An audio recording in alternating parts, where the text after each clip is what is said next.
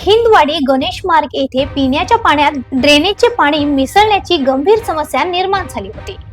यामुळे परिसरातील नागरिकांना मोठ्या प्रमाणात त्रास सहन करावा लागत होता। स्थानिक नागरिकांनी ही तक्रार नगरसेवक नितीन जाधव यांच्याकडे मांडली। तक्रारची तात्काळ दखल घेत नगरसेवक नितीन जाधव यांनी संबंधित अधिकाऱ्यांशी संपर्क साधून घटनास्थळी पाहणी केली। तपासादरम्यान ड्रेनेज ब्लॉक झाल्यामुळे घाणपाणी पिण्याच्या पाईपलाईन मध्ये मिसळत असल्याचे स्पष्ट झाले। त्यानंतर तातडीने दुरुस्तीचे काम हाती घेण्यात आले।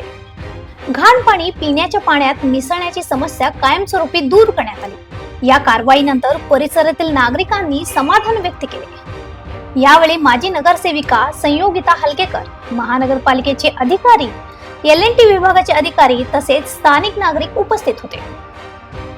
अशा आणखीन अपडेटसाठी फॉलो करा वॉइस ऑफ इंडिया।